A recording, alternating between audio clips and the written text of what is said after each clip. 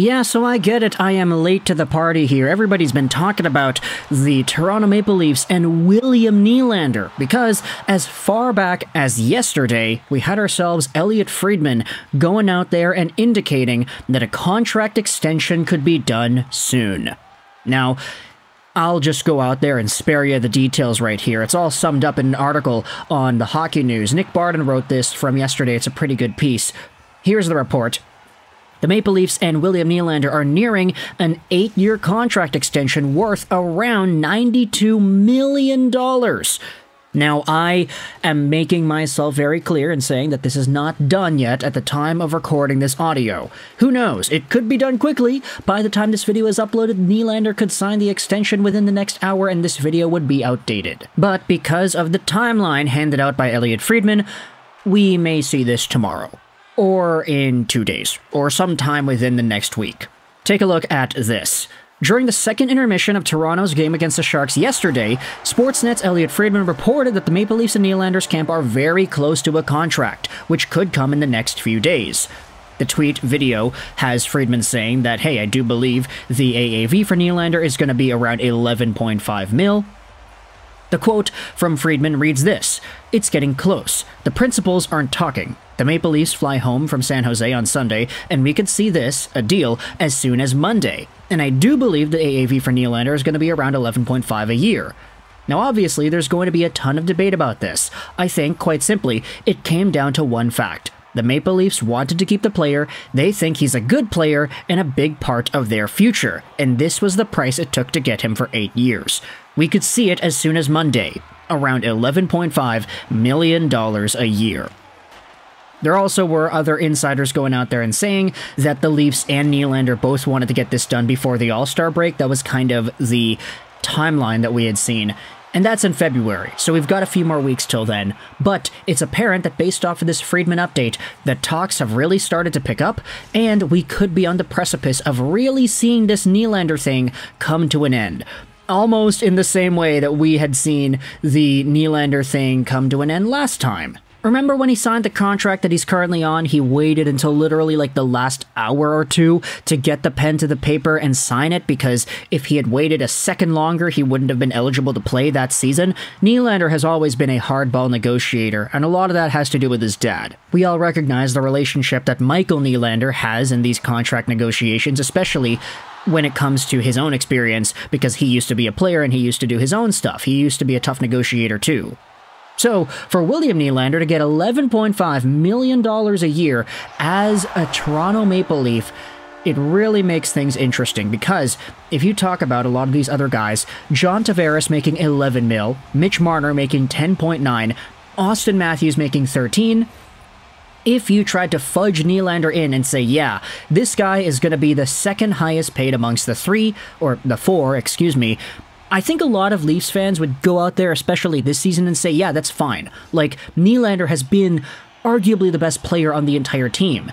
Maybe even better than Matthews, who really knows. And he's the most consistent player in the playoffs. When the games matter the most, that's when Nylander comes alive. Everybody else seems to disappear once the going gets tough. So it would be in the Maple Leafs' best interest to keep Nylander around, and paying him this amount of money is not bad. And from that perspective, I could totally understand. Like, there are so many factors that make Nylander come out to be the best player on this team, or one of the top two. So paying him this amount of money, which is over the other guys, isn't that bad.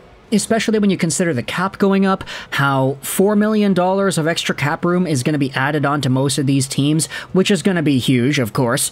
How the Maple Leafs will have to maybe let go of some other money. I mean, they've got Bertuzzi and Domi each at this year making $5.5 and $3 million. They're UFAs at the end of this season. You've got a few other guys you're going to have to re-sign. TJ Brody's a UFA too. So there will be flexibility. You just need to let go of some other fat around the edges, which at this point the Maple Leafs have decided they're probably more okay with doing than not, if it means keeping William Nylander. And hey, you, me, we're free to disagree with that philosophy, but at the end of the day, it works. So for the Maple Leafs, also, I don't know if you can hear that, by the way, there's somebody outside my apartment who just turned on a vacuum cleaner. It's been 20 minutes, I've been sitting on this audio, and the guy is not going away. So I'm just gonna have to power through it here. For the Maple Leafs, they like this. They're okay with this. They're like, all right, Nylander is a good enough player. We'll keep him on our squad, even if it costs this amount of money. And if the cap is going to go up, then that's fine, right?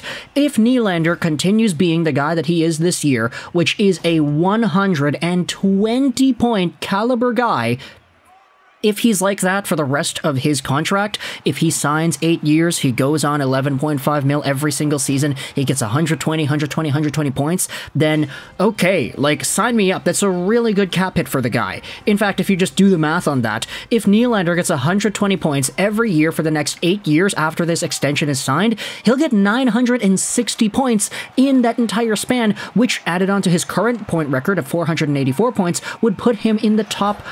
what's the freaking number? Like, the top 20 of all-time NHL points? Like, that's, of course, if he's able to continue being the beast that he is this year. Is it likely that for the next 8 years, William Nylander is a 120-point pace caliber player? Probably not. He probably declines a little bit. Like, I don't know, unless you're Crosby, Kucherov, or McDavid, it's tough to get 120 points every single year.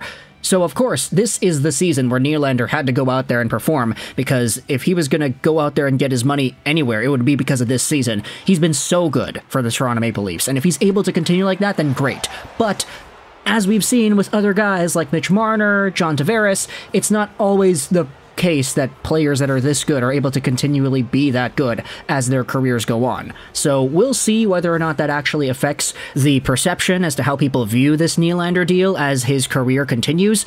But we also had some comments made by Nylander himself in regards to the contract situation stuff. This was said after the Sharks game yesterday. William Nylander tonight on the idea of signing long-term. He said this via Luke Fox: "That would be a dream to stay here. I mean, to play for such an organization and call Toronto home, so I think that'd be a very special feeling." They also asked him, "Are you close to a deal?" And he said, "We'll see," before letting out a slight smile. So with Elliotte Friedman going out there and dropping the bombshell, $11.5 million a year seems to be the AAV, and with Nylander himself pretty much hinting that something is on the horizon, like, of course, these words in writing don't mean anything, but in context, with all the stuff floating around, and with the tone that he goes out there and says, "Yeah, we'll see," that he smiles. Like, yeah, there's a contract coming soon, folks, and when it comes to his performance, there's really no reason to doubt what Nylander has been this year, so this dollar amount may not be the most ludicrous thing in the world, especially with the cap going up. And besides, the guy's been making $6.9 million a year forever now. Such an underrated, underpaid, undervalued player in the cap system. So now he's getting his dues. Now he's getting that payday. $90-ish million a year for William Nylander, which is going to be incredible for him and his family. So if you're a Toronto Maple Leafs fan, let me know your thoughts in the comment section below about William Nylander being close to signing this contract extension. What are your thoughts on him hinting at the contract extension and the dollar amount itself? Do you think Nylander is going to be able to continue being this good, productive presence as his career goes on, to the point that he's worth 11.5 mil? Or do you think this contract will age poorly? It'll take him until the end of 2032, 2033, I think? Something like that? Somebody correct me in the comments if I'm wrong about that. But either way, by the time that year rolls around and William Nylander is like 35, let me know your thoughts in the comments as to how good he's going to be at that point, whether or not this contract is going to be worth it. I hope you enjoyed this Recherche 99, and bye.